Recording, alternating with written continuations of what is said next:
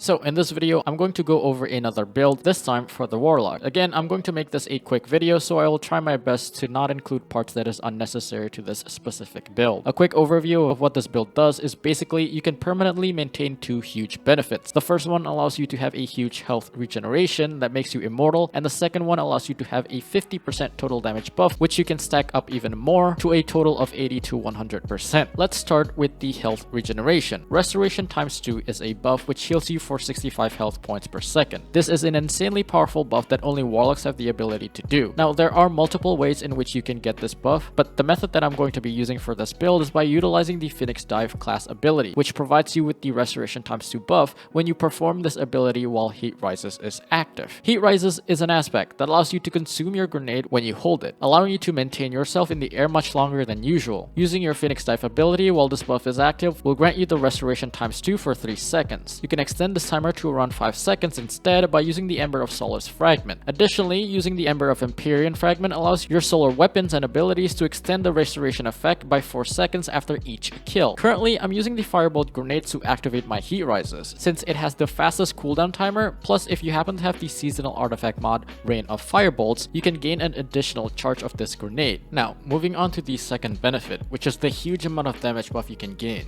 For this particular build, I will be pairing the Vex Mythic class with the Rain of Fire exotic. Vex Mythic class gains a 20% damage buff after a kill for around 5 seconds. With the Rain of Fire exotic, you will also gain Radiant after getting a kill by either using a fusion rifle or a linear fusion rifle, which is a 25% damage buff for all your weapons. This pairs perfectly with Vex since it's classified as a fusion rifle even though it fires similar to an auto rifle. The Rain of Fire exotic also allows you to reload all your weapons instantly after performing an Icarus dash with the Icarus dash aspect. So far, by simply using these two exotics, you gain a 50% total damage buff specifically for your Vex, and a 25% damage buff for all your other weapons while Radiant is active. However, you can further increase this number by using 3 copies of the Solar Weapon Surge mod, allowing your solar weapons to have an additional 22% increased damage buff while you have armor charges. The easiest way you can gain armor charges with this build is by using the Solar Siphon mod, which creates an orb of power you can pick up after getting a double kill using your solar weapons. Picking up an orb of power will grant you 1 stack to your armor charge. With the seasonal artifact mod, Solar Surge, you can also pick up fire sprites in order to gain armor charges. The easiest way you can create fire sprites is by using the Ember of Tempering fragment, which allows your solar weapons to create fire sprites by simply getting kills. So from all the damage buffs, your Vex Mythic class should deal around 83% more damage, which can be really useful for clearing ads in higher tier content. The heavy weapon I recommend is the Cataclysmic with Bait and Switch, which is still very good for sustained damage output since it's a solar linear fusion rifle, which can interact with this build perfectly, gaining a total of 102% more damage while you have the Solar Weapon Surge, Radiant, and the Bait and Switch perk active. For the kinetic slot, you can use whatever you feel like is best for you. I was using a Riptide with Chill Clip, if not a grenade launcher with disorienting grenades. There's no specific set of armor mods that you particularly need outside of the 3 weapon search mods located on your leg armor. However, if possible, try and stack as many time dilation mods as possible located on your class item to maintain your armor charges for a longer period of time. I also run Impact Induction and Focusing Charge on my gauntlets to allow my melee damage to refresh a portion of my grenade and class ability. You can easily gain your melee ability by simply getting kills while airborne, which is part of the Heat Rises aspects kit. Additionally, I also run the Ember of Searing as my final fragment so that I gain melee ability energy and create a fire sprite after defeating scorched targets. As for your stat split, always prioritize on getting 100 resilience. Otherwise, try getting your recovery as high as possible, then your discipline. Anyways, if you guys want a copy of this build, the DIM loadout will be in the description below. Thank you guys for watching, and if you find this video useful, consider subscribing to my channel. I don't usually ask for subscribers, but this year I decided that I want to reach 100,000 subscribers on YouTube, so if you guys can help me out with that, consider subscribing. Anyways, once again, thank you guys for watching, and I will see you guys next time.